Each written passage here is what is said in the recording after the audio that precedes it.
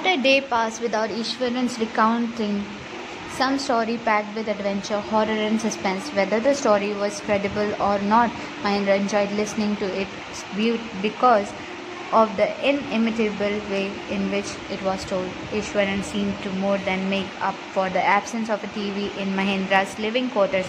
One morning, when Mahendra was having breakfast, Ishwaran asked, "Can I make something special for dinner tonight, sir?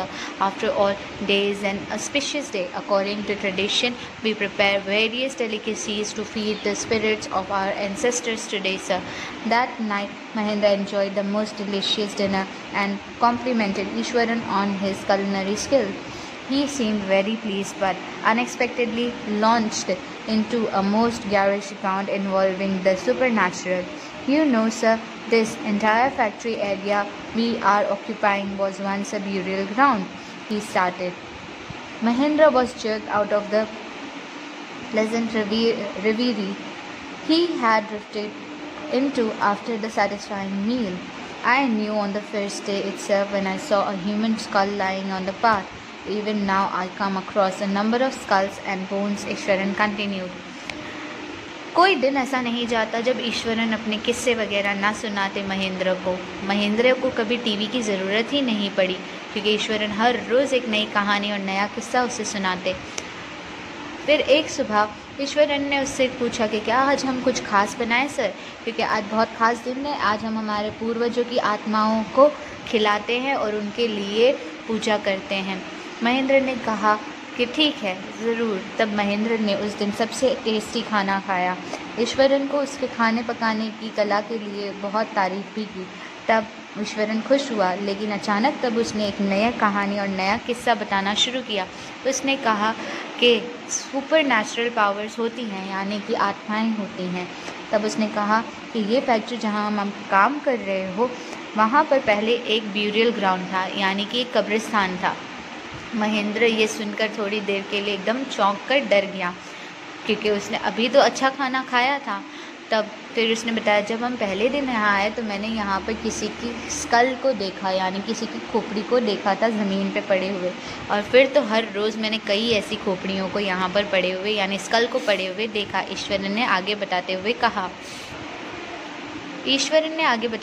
कहा, "He went on the narrate to how he sometimes saw ghosts at night. I am not easily frightened by these things, sir. I am a brave fellow, but one horrible ghost of a woman which appears off and on at midnight during the full moon. It is an ugly creature with matted hair and shriveled face, like a skeleton holding a foxes in its arms." Mahendra shivered at the description and interrupted rather sharply, "You're crazy, Ishwaran. There is no such things as ghosts or spirits. It is all a figment of your imagination. Get your get your digestive system examined, and maybe your head as well. You are talking nonsense." He left the room and retired for the night, expecting Ishwaran sulk for a couple of days. But the next morning, he was surprised to find the cook as cheerful and talkative as ever. फिर ईश्वरन ने आगे बताते हुए कहा कि मैं यहाँ पर एक रोज़ आत्मा को एक औरत की देखता हूँ। वो यहाँ पर उसका भूत घूमता है। जब पूरी रात आती है तब वो गंदी दिखने वाली आत्मा दिखाई देती है, जिसका चेहरा पूरी तरह से बिगड़ा हुआ है और जैसे कि हड्डियों के ऊपर जैसे किसी ने गोश्त को लगा दिया है। तो महेंद्र ने कहा कांपते हुए कि तुम क्या फालतू की बातें या बकवास कर रहे हो। ये सारा भूत वगैरह कुछ भी नहीं होता, ये सिर्फ तुम्हारी सोच है। और तुम अपने पेट का चेकअप कराओ, क्योंकि शायद तुम्हारे पेट में कोई गड़बड़ है, इसी वजह से तुम्हारे दिमाग में भी गड़बड़ हो रही है और तुम फालतू की बातें कर रहे हो। फिर उस टाइम उसने वो ये कहते हुए रूम से चला गया। फिर ईश्वरन जो था कुछ दिनों तक बिल्कुल ही चुप रहने लगा। अगले ही सुबह फिर उसने देखा कि ईश्वरन फिर से बहुत ज़्यादा बातें करने लग गया है और वो नॉर्मल हो गया था।